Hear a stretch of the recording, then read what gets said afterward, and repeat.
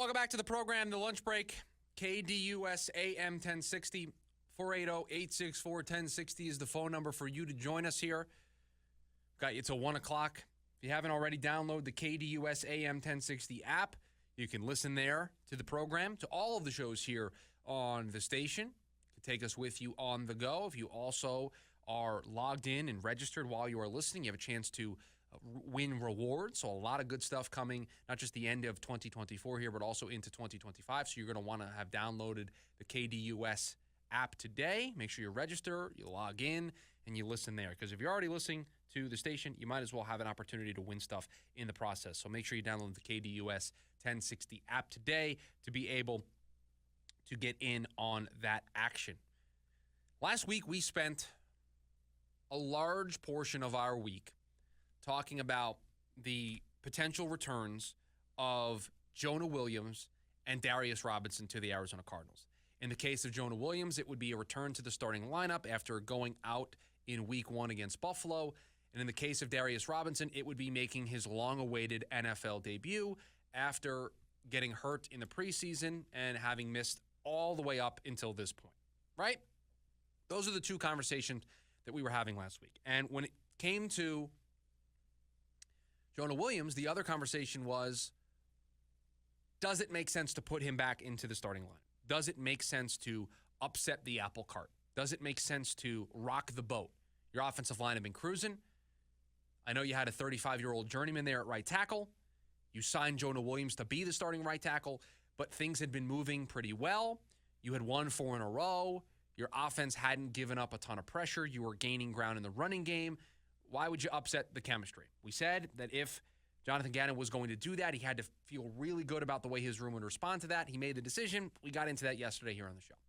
Darius Robinson didn't play last week. He was inactive.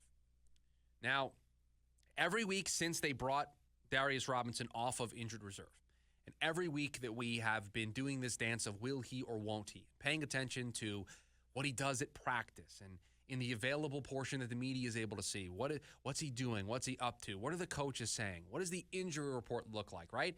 Wednesday rolls around, and we like to see where Darius Robinson is on the injury report, and then Thursday, and then Friday. And all of last week, it was limited. We were talking about him potentially playing in the game on Sunday and what it would look like. And I warned against this when we had the conversation about the draft, about the trade deadline. I said, I don't know if a good enough answer is Darius Robinson is around the corner, because the trade deadline came and went. And since that trade deadline came and went, the Arizona Cardinals haven't had Darius Robinson. Now, it looks like he is on track. That is the word that is being used in the building. On track to play on Sunday. Those words, those phrases have not been said up until this point. So Jonathan Gannon being a little bit more open with the media tells me that it looks like we're on pace. But let's face it, this looks like the scenario I outlined a couple of weeks ago, where he's going to come back and it's going to be a slow process. He's not going to play 100% of snaps on Sunday. He's going to be very limited in what they ask him to do. I don't know what the exact number is going to be, but it might be shocking to some of you, the actual number of snaps that Darius Robinson plays on Sunday. He hasn't played since the preseason.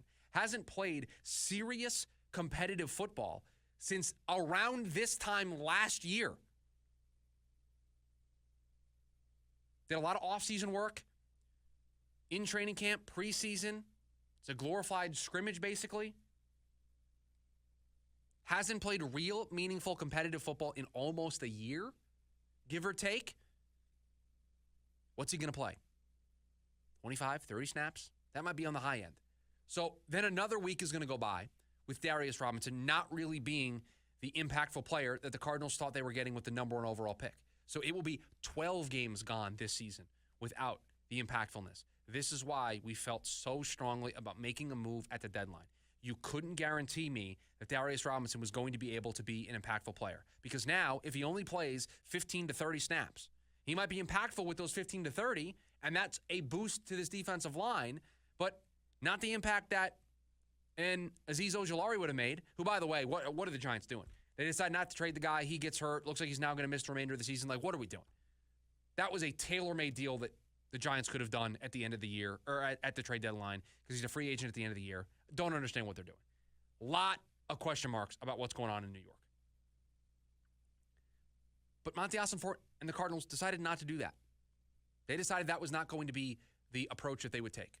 So here we are, wondering again if Darius Robinson is going to play. We are left wondering once again what his role is going to be. We are left wondering once again when he is going to be able to be at 100% and give this team 100% output, 100% production, and be the player that the Cardinals thought they were drafting in the first round. Now, it's not his fault. He got hurt, but here we are. The Cardinals are playing meaningful football games, and instead of doing something at the deadline, and Baron Browning doesn't count, this is the path that they chose to go down. And here we go with another week where it's going to probably come and go, and it's not going to be full steam ahead for Darius Robinson. It's not a good look. It's not an approach I agree with. There was not a huge long-term sacrifice that Monty Ossenfort needed to make in terms of draft capital to get somebody into this building. Now, mind you, the defense has been playing fine. The defense is not a problem. But you don't think you could have thrown the defense a bone? You don't think you could have done them a solid and got them a reinforcement? You had to now put all the pressure on this kid because you don't think he's feeling the pressure to have to come in because he's been sitting on the sidelines all year hurt. He's a rookie trying to make a name for himself. You don't think he feels that pressure? You don't think he feels the need to ball out and slide right into this defense? Because what you don't want to have happen is him slide in the way Jonah Williams slid in on the offensive side and the boat gets rocked a little bit defensively. You don't want that. That would be bad. That would be a tough look. And so here we go again, another week where we are going to go through the roller coaster ride of emotions. We're going to check the injury reports. We're going to see how he looks in practice in the portions that are available to the media, and we're going to see if he's going to play on Sunday. But again, the defensive side of the ball has been playing pretty well. And I'm not going to have the same conversation, I think. I don't think I feel this way, but I don't worry about putting Darius Robinson back into this group the way we kind of worried last week about putting Jonah Williams back into the offensive line. Right? We had some concerns. We laid the pros and cons out there. We said, man, this is a real tough decision for Jonathan Gannon. I would hate to be in his shoes. I don't know if it's as difficult to put Darius Robinson out there. It's a group that's banged up. It's a group that's testing all of their depth. He's a first-round draft pick. Put him out there in a rotation because it's a group that already has a rotation as it is. It's pretty easy. It's pretty just you wipe your hands of it and you say, Darius Robinson is available to us for X amount of snaps. We're putting him out there for X amount of snaps. And it doesn't really impact a whole lot. But truly, what can realistic expectations for this kid be? I don't know. I don't know how many snaps he's going to play. I think 30 snaps would be a lot. I mean, let's do some quick research here about how many plays the Seahawks ran on Sunday, just to use that as a gauge. Now, it changes week to week about how many plays a team's going to run, but let's just look at how many plays the Seahawks ran. They ran 61 plays. The Cardinals ran 56 plays. The Seahawks ran 61 plays. You think he's going to be out there for 30 plays? 50%? I don't think so. I don't. It's going to be very situational. It's probably going to be third down, obvious passing situations, and you're going to get him in there a handful of times. That's probably what it's going to look like. And then the next week it'll stack. You'll see how his body responds to playing in a game and the workload, and then you'll increase it. But I think we're talking the Patriots game for this to be anything close to 100%. That's 3 weeks away. That's December 15th. And yet we didn't do anything at the deadline other than Baron Browning. That's the decision that this organization made. I hope it doesn't come back to bite them. It hasn't so far. The defense played well, not the reason they lost on Sunday.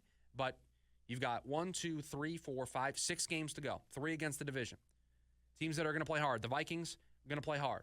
You're going to get a great effort from the Seahawks. The Patriots and Panthers just this past week put out good efforts. The Rams and 49ers, their seasons might be in the balance. You don't have, I think the Patriots and Panthers are 2 very winnable games. The Cardinals need to win those football games if they want to be taken seriously. But You're not going to have somebody you can walk over, like teams walk over the Jets or the Giants, or pick another team. It's not that many of them, but pick another team that's like that. So we'll see if, when we get there, that the wheels haven't fallen off of this defense because they just ran out of steam.